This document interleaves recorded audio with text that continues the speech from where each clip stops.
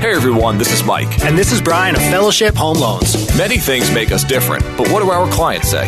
We can close your loan in weeks, not months like other lenders. They love our low rates and, of course, our personalized one-on-one approach. Call us today at 800-804-SAVE or online at fellowshiphomeloans.com. Welcome to Are You Real? Finding the Authentic You, the podcast that focuses on Christians that are active in everyday life.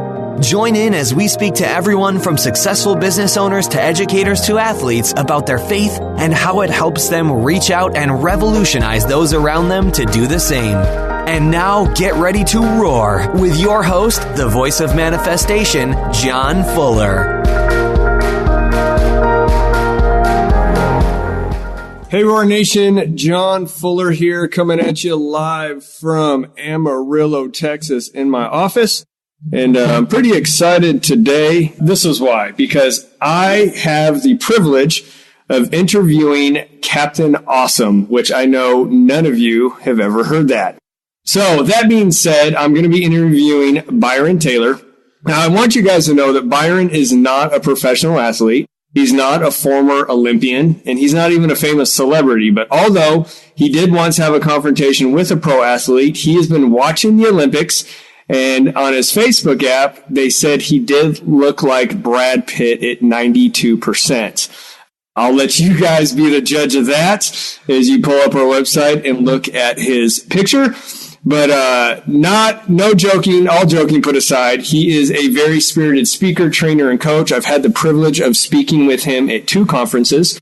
And what's actually amazing about Byron is he has competed twice at the World Championships of Public Speaking for Toastmasters, and he's won 8 championships. So extremely impressed with that. He's also the co-author of 2 books. As you guys know, Jody Holland, who does a show with us, he co-authored Psyche of Success Volume 1 and Volume 2. So that being said, Byron, or at times we will call you, sorry, Captain Awesome.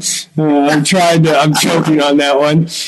So, Byron, that being said, why don't you tell us a little about you, who you are, and what you do?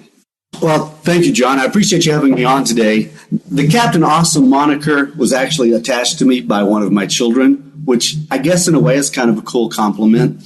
And it's a nice thing, especially when you're speaking to school kids, elementary, junior high kids. They get off on the superhero reference, and it's kind of a neat thing. And I did, people, when they questioned, I say, you realize it is on a business card. It is Facebook official, and I do have the belt buckle. So that literally makes it legit. It almost makes it legit, right? Okay. That's awesome. I'm just curious. Do you have your belt buckle? I did not bring it today, but you've seen it. Okay. I guess it's been a while. That is amazing. So that being said, tell us a little bit about you, though, as far as like what you do, as far as the speaking stuff. Well, the speaking stuff is not what I planned on doing. Okay. Oftentimes, God leads you down a path you don't see coming. And that's part of, I think, what led us to meeting each other. It's what led Jody and I to accidentally meeting each other. I literally was meeting with someone else at a place that I wasn't supposed to be at. And I asked the guy I was talking with, I said, that guy in the corner, he looks familiar, but I can't place him. And he goes, oh, I'll introduce you. And that's how I met Jody. So because we ended up changing our location and Jody changed where he was going to be for the day, we ended up meeting, and it started this relationship that we've built working together, which then led me to meet you. And that's what I'm saying. God opened doors for me. In 2012, I was in a really dark place in my life, and that continued. And then in 2013, I stumbled into a Toastmasters meeting by accident. Literally went to meet, my boss and I were meeting in Houston to set up quarterly plans, and we're pulling into the Chick-fil-A because that's where we were going to go for breakfast. And as we're pulling up, 3 busloads of kids are getting out to go in. And he's like, don't stop. Go down the freeway and hook underneath. There's a Denny's on the other side. And I didn't realize this at the time, but Denny's is an old Native American word that means Toastmasters meets here. So for real. So you had me actually for a second, like I was thinking about that. I'm like, I actually just fell right into that. That was so stupid. I'm good at stupid. Dude, you have the cheesiest jokes I've ever heard, and that's what makes it awesome. You have to use what you've got. Hey, I love them. They make me laugh. So anyway, we were sitting there making quarterly plans, and there was a meeting room beside us, and people in that room kept clapping and laughing. And 3 times he got up and walked away in the middle of intense, planning, strategy stuff. And I'm like, what are you doing? He's like, I want to know who that is. And he kept trying to peek through a little bitty hole in the blinds like this. And so after the 3rd time, I said, my goodness, is it that important? And he said, yeah. I said, fine. So I stood up. He goes, what are you doing? I said, I'm going to go find out who it is. Yeah. So I walked to the door. I waited for the clapping to stop, and then I knocked.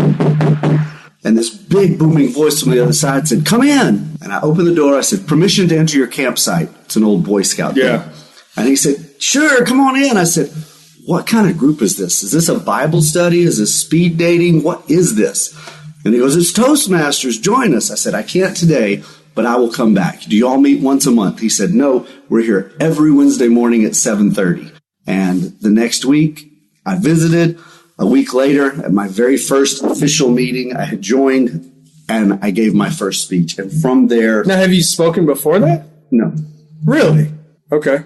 So then what happens? So at that very first meeting, Melanie did not show up. She called and was stuck in traffic, which is common in Houston. Yeah. And she said, I'm not going to make it. And so there are 35 people sitting in this room. And I'll tie that story in a little bit, but I'm sitting there, and he said, well, we need a speaker for today. Does anyone want to volunteer? And I'm looking around the room, and nobody's volunteering. But I keep hearing this voice in my head saying, jump in with both feet. Jump in with both feet. And I feel my hand going up. And he goes, are you sure you want to speak? It's your first meeting. And I said, yeah, I have to do this. I have to jump in. And I gave my speech, and afterwards... Wait, time out.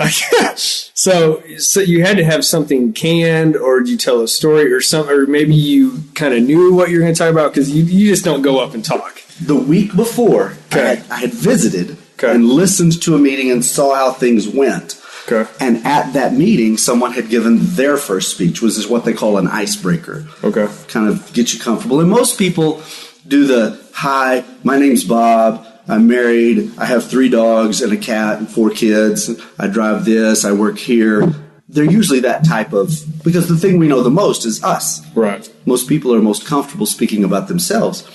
When I went home that evening, I went to go to sleep, and I couldn't sleep. And I kept thinking about, well, if I ever have to do one of those, what am I going to say? And I dozed off, and I had this dream, and I would wake up. And after like the 7th time of having the same little snippet of dream, I finally got up and wrote down what I had dreamt about. And that became the speech that the next week I gave. That's why I was ready. Okay. Someone knew in advance I was going to have to be ready. I didn't know that yet. Yeah, so just real quick, what did you end up talking about? Well, I gave that speech. Okay. And at the time, I called it Conquer. Okay. Now, before I got to the World Championships, I changed the title. Okay. Which is another story. But I spoke about a trip that I had taken to Paris, France, and how it still gets to me. Yeah. Because I failed in a relationship. And while I felt that I was a good communicator, I wasn't at that time connecting with my wife and reading what she was trying to communicate and communicating with her in a way that she could understand. Gotcha. And that's what the speech was about. That so oftentimes we go so caught up in what we're dealing with, we shut out the people that we should be holding the closest. That's good. So it's really interesting. So through courses and stuff that we've both obviously been heard and things we've seen over the years, but I've heard, they say that your place of pain is your place of rain. What I like about your story, though, is you're basically saying out of the hurt and pain of what you experienced, you talked about it. And that was able to take you to the championships? I gave that speech that morning, my first meeting, and afterwards, 2 people who'd been Toastmasters for 25 plus years came up and said, that's a championship speech. You need to be competing. And I was like, dude, I don't even know what you're talking about. Yeah. I just wanted to eat breakfast and meet people. That was my objective.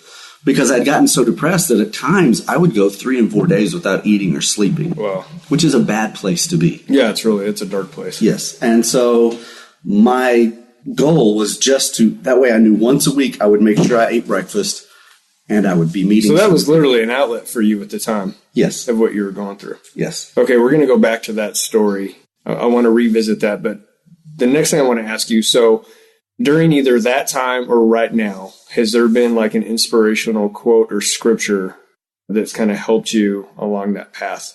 Yes, several. Okay. The scripture, and I brought you a copy of my other book, Carpe Diem, for you. I'll autograph it here in a moment. Awesome, thank you. And in every one of the books, I always include a custom bookmark. And with a simple quote that says, a simple notation, yours isn't in there yet. Okay. I see you looking for it. But it says, I believe in you. And underneath it, I put Mark 11:24. And when I sign anything, I always put underneath my name, Mark 11:24. Which, are you familiar with this, the verse? Not off the top of my head. Therefore I say unto you, whatsoever things you ask and pray, believe that you have received them, and they shall be granted you. That's good. And the reason, it was the first time in my life, I was 17 at the time, and it was the first time that I could ever say definitively, God answered a prayer. Yeah. And that's a big deal. It's a big deal. Because a lot of people go through life thinking either God doesn't hear them or that he doesn't care. So you kind of had, that was a moment for you. Yes, huge. And it's one of those things that the way it came about, I was really struggling. I don't know how in depth you want to get here, but yeah, I have things from my past and I was really struggling and dealing with. And do you mind going into those? If your audience can handle it, I don't know who all hears this. Let's hear about it. But like 143 countries and a couple 100,000 people. Surely no one I'll run into, right? Nobody you'll run into. But the thing that was causing me a lot of grief, as a kid, I had been molested by a neighbor. Okay. And it was really tainting my view on everything. There were multiple variables going on at the time, but it was a big part of it. And I had asked our pastor about when I was 10. Yeah. All this was going on at the same time. And, that 9 to 12-year-old range is a very key time in your development, psychologically, emotionally. And so in the midst of all of this, I was trying to figure out who God was and I went and asked my pastor about the last 2 pages of Mark. Mm-hmm. And he said, we really don't pay attention to those 2 pages. They don't matter. Sorry, I'm choking. I'm still suffering from a cough, but I didn't know there was pages in the Bible we didn't pay attention to. And at the time, I could understand where maybe your average 10-year-old would accept that and just go on, but I was not. I know you find that hard to believe. I wasn't your average 10-year-old. Yeah. Right? And that didn't make sense to me because if you could negate 2 pages, then what else can you negate? Right. Exactly. So all of these things were swirling around in my head, and I was really struggling. And I've been praying about a situation, and I every night it was the same thing. And it's like, I don't even know if I'm allowed to pray about this. Yeah. What are the rules about prayer? I didn't have a strong church presence in my life. I didn't have a strong spiritual figure. I didn't have anyone I felt safe talking to. But you had a heart, like you knew God existed, and you had a heart. You wanted to connect. You didn't know how you were going to connect, but you wanted to connect. Exactly. And so every night I started that prayer with, I don't even know if I'm allowed to pray for these things. What are you supposed to pray for? Because so often it sounds so selfish. And I was really having trouble with that. And that night was a Thursday evening. We had just finished wrestling. I wrestled in high school. And my best friend, Doug Preston, and I went to Taco Villa because that's what everyone in Amarillo does, right? You hang out at Taco Villa. Right. And so, I'm not part of this Amarillo crew, so I came late to the party, man. But that was the deal. Right. And so every Thursday night after we got done wrestling, we went to eat at Taco Villa before we went home. We're sitting here, and you have those routines. We always sat at the same table. Everybody knew that was our table kind of thing, right? He always ordered first. He ordered the same thing. I ordered second. We had this pattern because if we broke it, it was bad luck, right? Gotcha. Make you wrestle funny. Gotcha. Do that. Yeah, absolutely. Same underwear, same socks type of deal, right? That's it, right? Okay. So every sport has its quirks, quirks, idiosyncrasies. And so I went over, I sat down at the table. He came up behind me. He would set his tray down, and we pulled out his wallet to get his change. A little piece of paper fell out of his wallet, and it was like the torn off corner of a piece of notebook paper, and it was written on in a red ink pen. And I didn't think anything of it. He picked it up, put it in his wallet. I went home that night. I said the same prayers again, and struggling with this turmoil inside me going on. So you're struggling with, you're struggling with, you're being molested at the time. No, it had happened before. Okay. But I didn't know it at the time, but now I can look back and say, okay, that was tainting my relationship. You're internally like really dealing with some stuff and not even knowing what you're dealing with.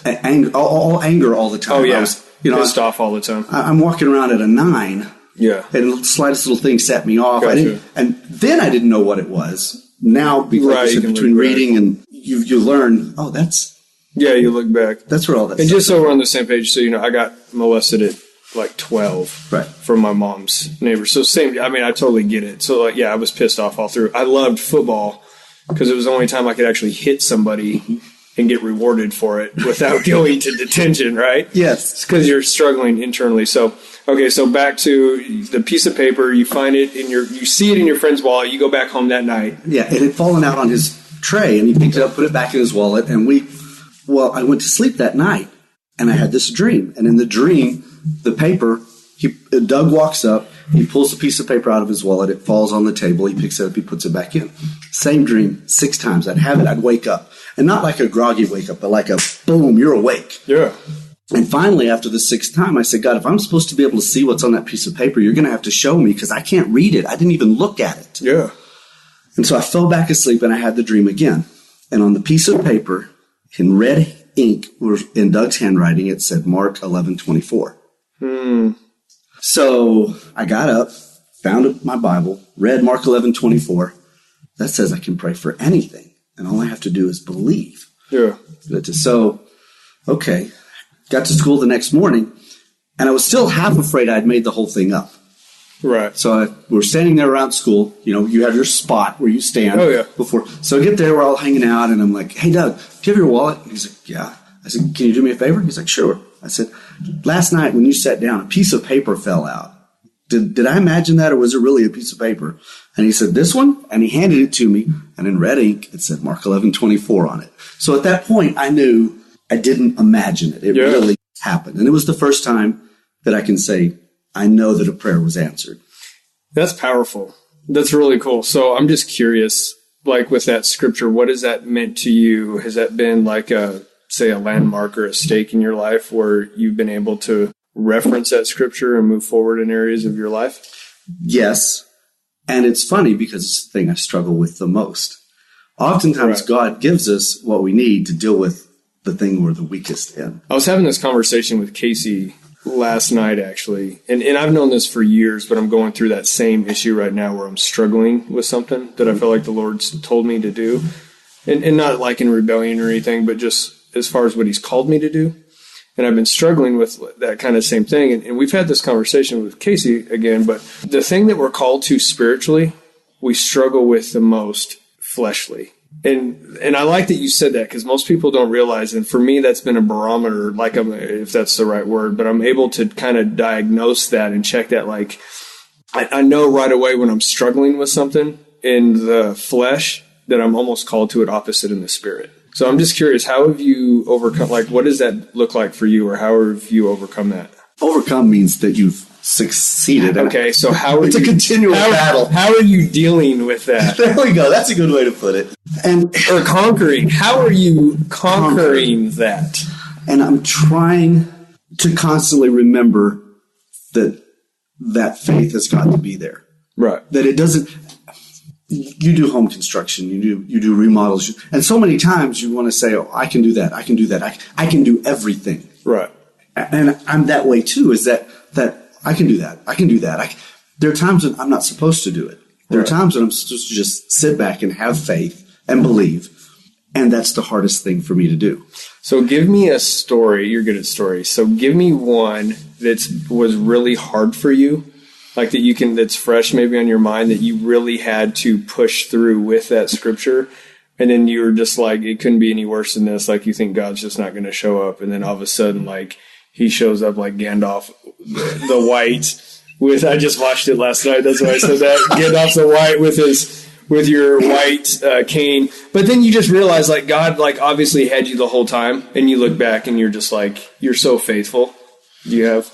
And I've spoken on this before, and I think that the way God speaks to me is not going to be the way God speaks to you. Right. Not because God is different, but because he understands that we are different. Yeah, we're engineered or created. We're created differently, obviously. Exactly. And from a parenting standpoint, you're taller than me. I'm like, you're 5 inches taller, 6 inches taller. You know, there's a lot of factors that are just different.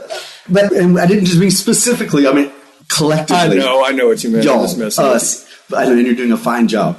Thank you. But you heard me mention it. Maybe I didn't at the growth conference, but I've spoken on it several times. The fact that when you have children, right? 3. And I have 4 sons.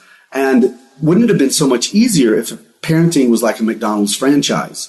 God gives you the first one, and then you go, oh, great, we figured it out. Now we just follow this same pattern with all the others, and it'll be perfect. Yeah, I wish. But parenting is not that way, because each of those children has a different personality. They have different gifts and strengths and weaknesses and likes and dislikes and the way that they see the world. And so that makes us as parents have to be more like God if we're going to be successful, because I had 4 sons with 4 distinctly different personalities, and I had to speak to them in different ways to accomplish the same thing. Right. Punishment for whatever, discipline, parenting, corrective behavior, whatever you want to call it. I could do one thing with son number 1, and the exact same thing with son number 2 did not faze him a bit. Yeah, it didn't even mean anything. He didn't care. Yeah. And so I learned, oh my gosh, I'm going to have to change this up. And that's why I'm saying when God speaks to me, oftentimes, even Michelle, she'll say like, how do you get that? I said, because it doesn't, I'm a numbers guy. 2000, a time when that happened, you asked. Yeah, the story when it happened, yeah. 2000, we're looping back. We're turning the 2012. Okay. My year of 7. Numbers are very important to me. I'm a numbers person, and God often speaks to me numerically. Okay. Things line up. And I can't see it at the moment, but then when I step back, I'm like, oh, that makes sense. And in the midst of that really dark place, when I was struggling, I was going through divorce. I had just gone through divorce, and I was really just bound up. I got down to 148 pounds. That's skinny. Yeah. So if you've read my chapter in The Psyche of Success 1, I talk about that time. Yeah. And then in 2012, everything started leading up. God does have the ability to have that, road to Damascus, part the Red Sea type experience. And that's what most people want to sit around and wait on, because they don't want to hear all the little things he's doing along the way. And for me, I have to watch for the little things, because I'll even miss the big one. Oh, yeah. I'm not that bright, so don't agree. That's all you wanted to. Don't do it. And in 2012, in the midst of having these huge problems and huge doubts and huge, out of the blue, one day, I got an email from the kid that I call son number 8. Now, I only had 4 kids of my own that I got a tax deduction for. Sons 5 through 15 are other kids who just spent so much time at my house because they were friends of my kids, right, or they just gravitated to me, and I helped coach and mentor and drove them to basketball games, and they caught a ride with us wherever. There were those kind of kids. And it was easier to say this is son number 8 than explain this is somebody else's kid. Yeah. Anyway, he was at the University of Texas in Austin.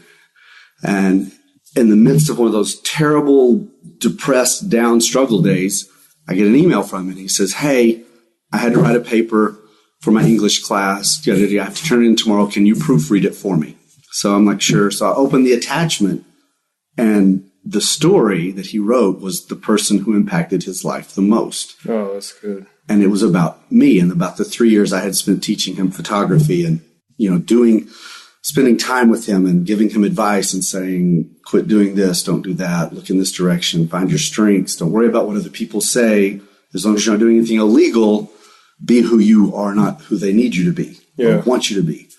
And so, wow, it was like, and then sure enough, and what had happened was 2 days before, I had almost been involved in a very bad car wreck.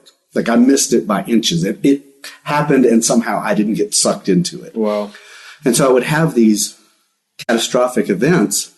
The second one, I was driving from Dallas back to my office in Houston, and they were doing construction on I-45, and it's at night, and I'm driving down the road, and I can see this steamroller, and I guess the guy's foot slipped off of the brake because you saw it lurch, and he came into the only lane on I-45, perpendicular to me. And he was so close, I could see that big steel wheel an inch maybe from my side view mirror. Oh my gosh. If he hadn't got that stop, I would have been crushed against the wall. The next day, I opened up my computer and I got an email from a guy that I hadn't talked to since 1983. He sent me a message on Facebook and he said, I don't know if you remember me, but I wanted to thank you. You had a huge impact in my life, and because of you, I'm alive today. I had 7 of those in about 4 months in 2012. So there's a time when I couldn't believe in myself, and God found a way to communicate with me. I'm here for a reason. I'm here for a purpose. Yeah. Stay focused on that. Isn't it really interesting that obviously you have a heart to mentor, help people, encourage them. You're really funny. You have all these gifts, like that's your gift. But think about what the opposite of that is. So your struggle, and the reason I recognize it because I do it too at times, but the opposite of that where the enemy attacks us is discouragement. Constant. So you feel like I'm not enough, or I haven't done enough, or I suck, or I can't do this. It's just self-talk. Yes. Or allowing the enemy to speak to us, that little voice. I want to ask you this. What have you done? Because I think all of us struggle with that in different areas. Like obviously mine is self-worth at times, and you're saying the same thing. All of us struggle with that to a certain points, but depending on what I feel like we're called to, we're going to struggle with that in the opposite. How have you dealt with that or dealing with that? Like, how do you encourage yourself, or how do you walk through that? Because it's really easy to get to a really dark place sometimes. Yes. And dark is not good. No, I'm really into the light. Yeah, I'm like, man. and that's what I say, because I think back and I look at my life now, and while it's not perfect, and I know that there'll be somebody that hears that knows me from my other travels. Yeah. And I'm not saying that I'm perfect. Lord knows I have made tons of mistakes. Oh, yeah, we all have. I mean, at any moment that you think you haven't, then you really need to start praying the Lord checks your heart, because, man, pride comes before a fall and you end up flat on your face. Right. And I think that's been a hard one for me. How to accept the talent that I have, the thing that I'm good at, without being prideful about it. That's something I continually struggle with, wanting to balance that. And so, can I speak into that for a minute? Go ahead.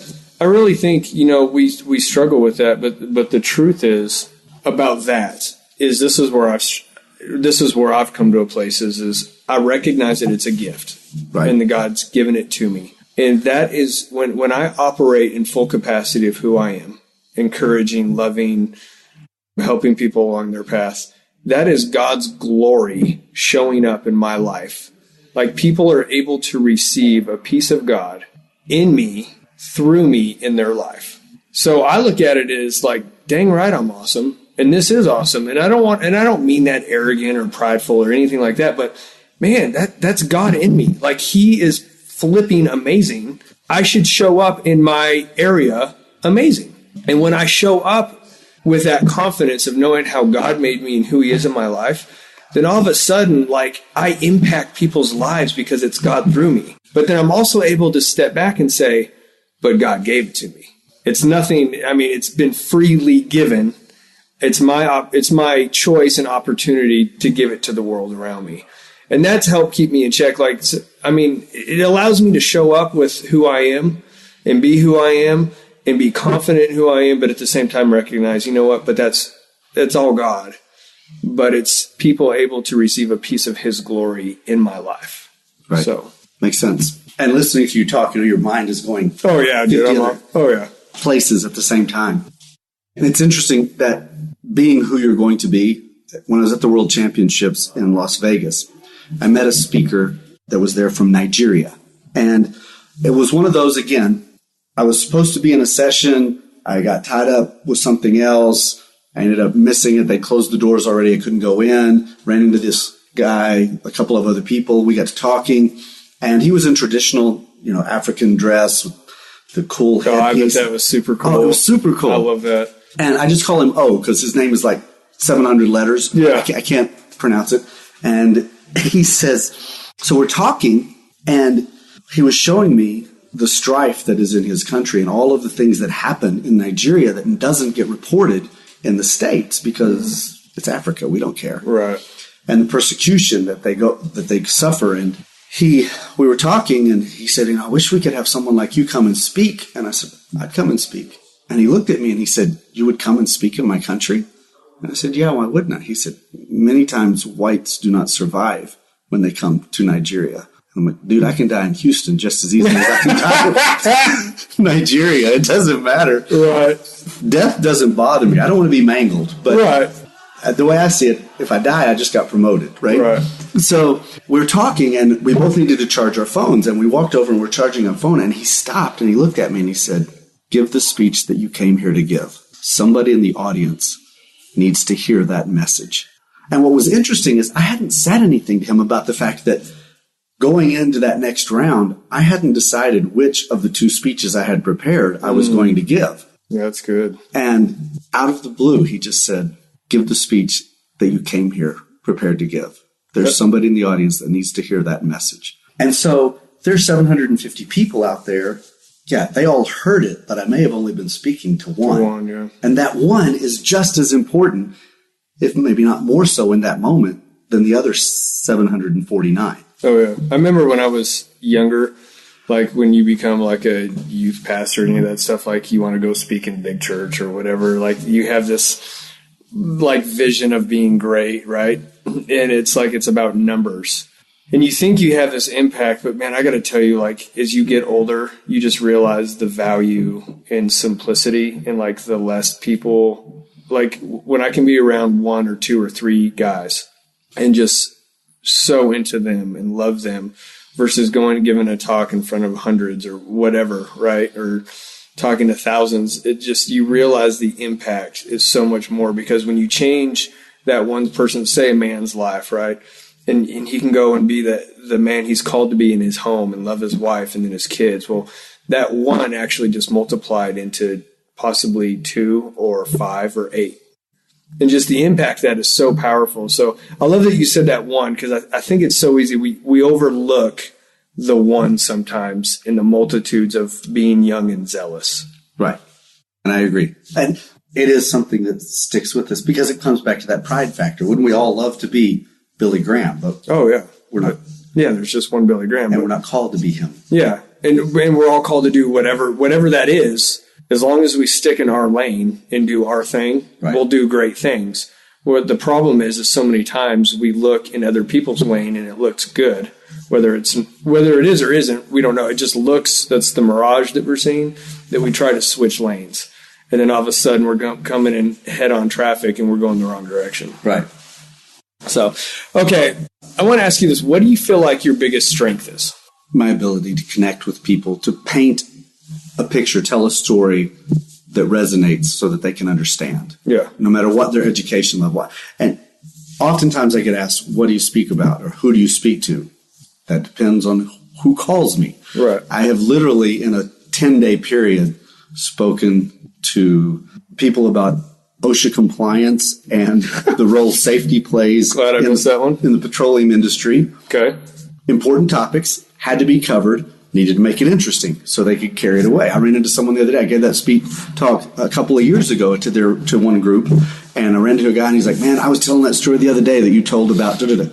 So I know that with one person at least, because of the story, they applied those safety rules that they needed to keep their work environment safe. And in most industries, if you don't do your job well, if you don't do it right, people die. It's not just about losing money, about putting out a bad product. It's the fact that it impacts people's lives. Right.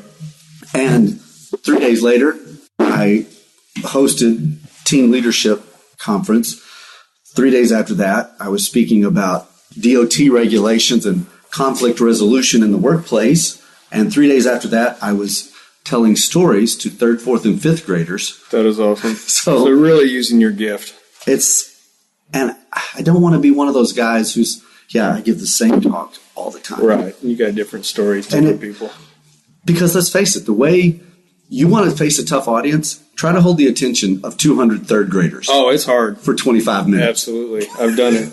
I used to speak at a big church, and on Sundays I would speak to between 200 and 300 kids, and they'd be age, 1st to 5th grade. Yeah. And it's hard, and it brings a whole different dynamic. So, okay, before we dive into the next question, we are going to take a quick break for our sponsor. We get asked all the time, why Fellowship Home Loans? What makes us different? Hey everyone, this is Mike. And this is Brian of Fellowship Home Loans. Many things make us different, but what do our clients say? We can close your loan in weeks, not months like other lenders. They love our low rates and, of course, our personalized one-on-one approach. And always, our clients get 2 months off from their mortgage payments and $1,000 back at closing. Our motto itself, mortgage lending guided by Christian principles. Call us today at 800-804-SAVE or online at fellowshiphomeloans.com. Okay, so my next question would be talking about your strength. A lot of times what I find is you can overextend a strength and it can become a weakness, or you can just have a weakness. Obviously, it's totally opposite. Do you feel like you have a weakness within your communication? I'm just curious because I do actually. So I'm really curious if you do or not. And I hate to say no because I want to sound braggadocious, and I'm sure that I do it. Is that actually a word? I don't know, but it sounds kind of cool. It works. Oftentimes, when there isn't a good enough word, I simply make up my own. Yeah, my wife informs me that during the podcast, when she listens to them on her drive, that I make up words sometimes. And she's like, do you realize what you said? And I'm like, no, what did I say this time? And she'll say, that's like not even a word. And I just laugh. I'm like, well, at least my audience gets stuff. I was on a show, and I told the guy at the end that I loved him. And she was listening. She goes, do you realize you told him? You're like, all right, goodbye, I love you. I was like, oh my gosh, that's awesome. You just never know what you're going to say. So anyways, so what do you feel like your weakness is? I used to say that my weakness was follow through. Okay. But it's funny this should come up because in the past couple of weeks I've really been looking at, and I don't think that it's that. I think my weakness is fear. It's that and people who meet me and they always assume that if you're outgoing and gregarious, and I might be a little bit of an extrovert, that means you don't have any fear. And I've told someone, no, it just means I work harder to mask mine in a way that people don't recognize it. I agree. And yeah, I've done the same thing. It's that fear of sometimes I don't follow up because it's not that I'm weak at follow-up. Oh my God, what if I succeed? What if I'm not good enough to do this? And that fear becomes a thing that just freezes me. And I sit there in a paralytic state and opportunities slide by. Yeah. And that's what I've got to stop doing. I've got to believe more, fear less. Absolutely. And it's so much easier said than done sometimes. I heard this guy one time, he said, and I don't know if I read it in a book or heard it on podcast. I do so much material, but he said, what would you do right now if you were 10 times more brave? Right now. Like in this moment. What would you do right now at this moment if you were 10 times more brave? And I thought, wow, man, that's powerful, because so many times we get in those moments where fear does like, well, what if I screw up? Or what if, even when we spoke last at that conference, I was so busy, I wasn't even prepared. And I was like, well, I need to study my notes. I need to do that. And I just had to lay it down and just say, you know what, whatever happens, happens. I'm just going to do it. And actually, I felt like it went really well. It did. And that is those moments where you just have to say, okay, right now, if I had 10 times more courage, what would I do? Right. So that is my weakness. Yeah. And people assume that you're fearless, and they have no idea. The internal struggle. Exactly. Yeah. I think we all deal with that. Okay, right now, what is the biggest thing that you're either excited about or you feel like God's like stirring inside of you? Our good friend Jody and I, we were talking about this a couple of weeks ago at morning coffee, and it's one of those, it kept coming up. And again, that whole numbers thing. Yeah. Let's say you and I talk about, I run into you and you just out of the blue say something. Well, I found oftentimes when God's trying to get me to, I'm not saying he does this for everyone, but he knows I didn't catch it when John said it. I'm just not that bright. But then I'll run into, Joe Dokes, and he'll say almost word for word the same thing. Yeah, I still don't catch it. Oh, okay. A little bit, but not. But then if the third person, and so those times, and I had one of those a couple of weeks ago where 3 different people who don't know each other said almost the same thing to me, and it triggered this memory. And I'm like, is that what it is? And I think I question my own self-worth, not only in what I can bring to the table in any endeavor, but especially when it comes to running a business and knowing what you're worth and valuing your own time. Because there are plenty of people who love to have you do what you're great at for free. All the time. And I don't need opportunities to speak for free anymore. I can line those up all day long. It's that saying, no, I am worth this much. And if it doesn't come to pass, having faith that God will put it in there. And those things are starting to line up. And so I have some great opportunities that are kind of in the works out there. And hopefully they'll continue to develop. And it's like that snowball. Once you get it rolling, then it's much easier to keep, or a freight train. Yeah. Once you get it moving, it's much easier to keep. It takes less energy to keep it going at that maintained speed. You made the comment, I'd love to dive into this, talking about self-worth. Why do you think, because I know you've coached other people, kids, just different walks, other people in different walks of life. Why do you think we struggle so much with self-worth? What have you seen? I love it when you give me a question I'm not prepared to answer. Well, you can even just talk about yourself. I mean, I think I used to struggle with self-worth, and there's times that I do, but for the most part, I value myself now, whereas I didn't before. For most of us, and if we're going to break it down to a spiritual perspective, Satan needs to keep us in check, to keep us from doing what we're called to do. Absolutely. And it's much easier. Who's the one person we're with all the time? Ourselves. Us. Bingo. Yeah. So if he can get us doubting ourselves, then we can't accomplish a whole lot. Yeah. And I think that is why, from a spiritual perspective, self-worth, self-value, self-confidence, all of those self-words are such a problem for so many people, because as long as we can stay focused on us, either through pride or greed or doubt or disbelief or uncertainty, then Satan has successfully kept us from doing what we're supposed to do. And what's amazing to me, if you think of you walk into an office building and your life is a long hallway. You're headed in a direction. And we stand there, and if you think about it in the scriptures, it says, knock and it shall be opened to you, right? And it's kind of what led me into the whole speaking thing was, we can come back to that story, but so many people, they knock, they're crying out, and doors open. Right. But they're filled with fear, they're filled with self-doubt. They stay in the hallway, and they continue down this path that maybe they don't want to be in, calling out, knocking. Doors continue to open. God says the door will be opened. He doesn't say it's going to fix everything. You got to be willing to step through. And that sometimes requires self-introspection, changing the way you are, facing stuff that you don't want to have to face. I did a brief live broadcast, this bathroom that I'm tearing out.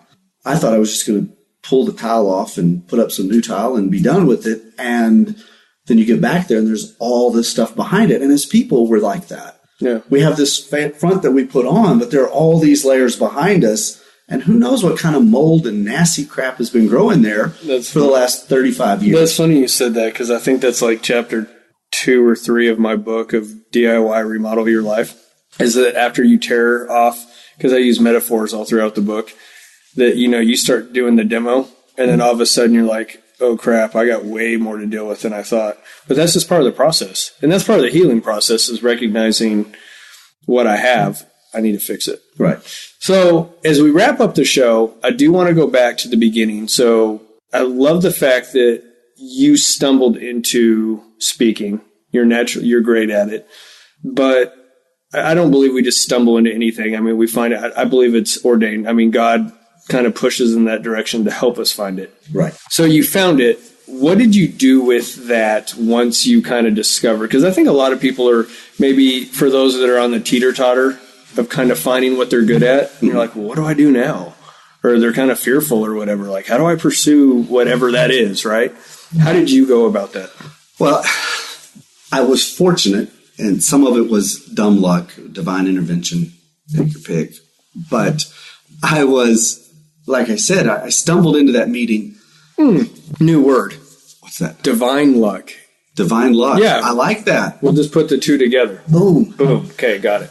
And so when I stumbled into the Toastmasters meeting, I was questioning whether or not I would go back. I told them I'd go back, but I don't know these people. Yeah. I have no obligation to them. I'll just blow it off. I have to get up early. It's Houston. Houston, the only time traffic is decent in Houston is between like 4:07 a.m. and 4:11 a.m. You have a 2-minute window there, right? Yeah. The rest of the time it's horrible. And I was like, I don't even want to mess with it. And I had convinced myself I was going to blow it off. And it was the Tuesday before May the 29th, 2013. I was in Dallas. I'd stopped by to see a friend of mine who's a chiropractor. I was sitting in Dr. Paul's office and was still in that funk place. I was still in that dark place. I couldn't figure out how to get out of it. I was emotionally destroyed. I was mentally destroyed. Physically, it was beginning to affect my health. I'd lost so much weight. I wasn't sleeping. I wasn't eating. I was just in a really bad place. And I'm sitting there waiting to see Dr. Paul, and an 8.5-year-old girl comes over and starts talking to me. Now, I'm in the waiting room at the doctor's office. I don't know her from Adam, and she just starts talking 90 words a minute, right? Yeah. And as I was kind of listening to her, I was scrolling through my phone, and she took my face in her hands, and she turned my face towards her, and she said, "No, Mr. Byron, you must listen to me with your eyes. You need to believe again. You need to begin experiencing life." And then she turned around. You never met this girl? Never met her. Dude, that's crazy. I love this kid already. So she walks off, takes her sister by the hand, and her mother and her brother walk out of the store, and she waves goodbye to me. Wow. And the doctor's office. And I went in and saw Dr. Paul, drove back to Houston. Tuesday night, I try to go to sleep, and I can't sleep because every time I go to sleep, I dream about this little girl. Saying that to you. I can't. Yeah. And I wake up, and I wake up, and I wake up. And finally, I said, "Okay, Lord, open a door for me. I don't care what it is, and I will jump in with both feet." And I fell fast asleep.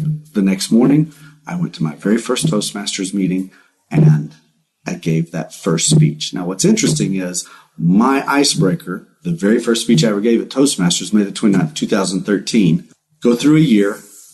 So go through that first year in Toastmasters. 4 months later, I won my first district championship in Albuquerque, New Mexico. And then 11 months and 5 days later, I won and was headed to the World Championship in Kuala Lumpur, Malaysia. Wow. Now, getting ready to compete in the World Championship, to try and earn a spot, because you have to win. It's like any other bracket. You have to win at each level, and you work your way up to the World Championships. I had to have a speech. I wrote 8 speeches. They were all good speeches, but they weren't great. They didn't have that oomph factor, and I couldn't pick a speech. I went to sleep the night before the contest, the first contest, and I kept having this dream. And in the dream, it was just me sitting in a dark room and a voice that said, "Go back to where it began. Go back to where it began. Go back to where it began." Finally, I woke up, got tired of having the dream, sat down and rewrote the very first speech I ever gave, Conquer. Yeah. And that speech, my icebreaker, took me all the way to the World Championship of Public Speaking. The time I got there the second time was the story about the little girl, Sarah Michelle McKee, and her telling me that's powerful, man, that I needed to believe again. Yeah. I love that, because that's really, it just sounds like you just stepped out in faith. You just did it. Well, and that's hard sometimes, but you did it. And that's why sitting in that meeting, when nobody else volunteered to speak, I kept hearing her believe again. And I kept hearing myself say, "I'll jump in with both feet." And like I said, we walk down that hallway and the doors open, but we don't go through them. You can't gain that new experience. You can't move from where you're at until you move from where you're at, which requires you. And sometimes it's not a step. For me, it wasn't a step. It was a 2 feet or nothing. Jump over both feet. You know what's funny? As adults, we look at like failure as bad. But when we grew up, I mean, I think about you had to learn to ride a bike. You had to learn to walk.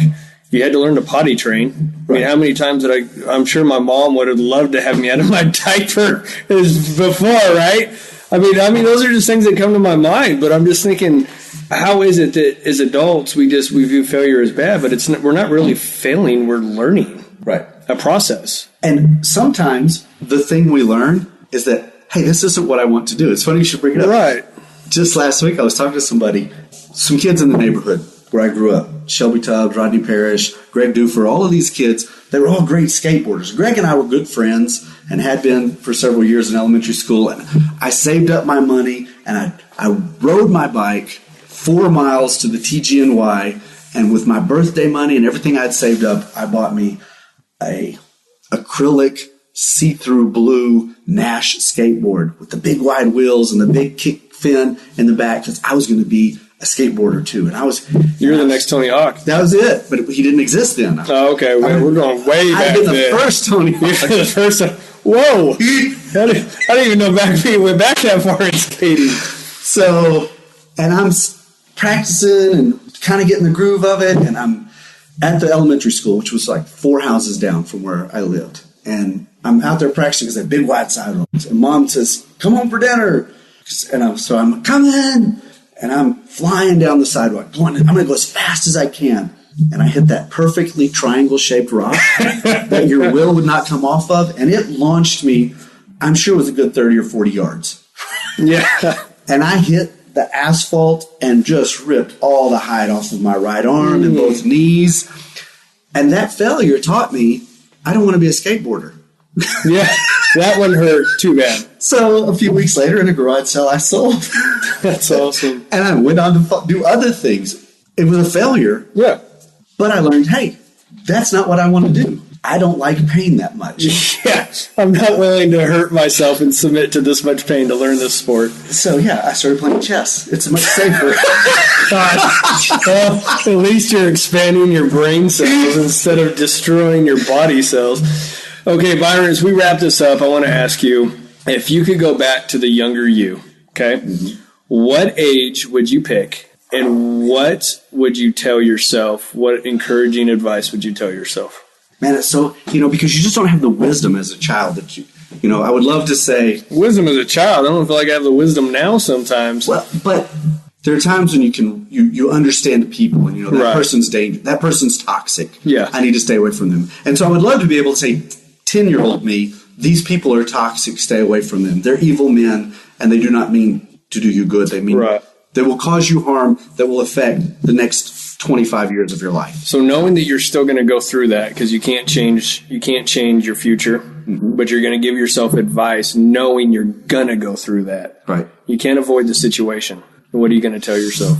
Find someone you trust and talk to them. I would have loved for that to have been my parents, but it just wasn't in the cards at that time. Yeah. But there were teachers, there were people that I could have talked to. Yeah. And maybe it would have changed the outcome. Maybe the healing would have come faster. Right. And the second one on a lighter, more interesting note, when I was 17, my senior year in high school, I had been at Lions Club and the Chamber of Commerce. I was senior class president, so I got sent to a lot of these. Dude, you were big time, man. So I was overcompensating. So I wanted to be one of the popular kids. I wanted to be one of the cool kids. And what I found out is even the cool kids wanted to be one of the cool kids. Yeah. And again, if you could go back, don't worry about it. Just be who you're going to be. And that's one of the reasons I do the whole suit adventure thing. It doesn't matter, man. Just have fun. do what you're going to do, what you can do. And a friend of my parents, he said, "Hey, come by." And my office one time, I would take you to lunch. So it was spring break. I went by.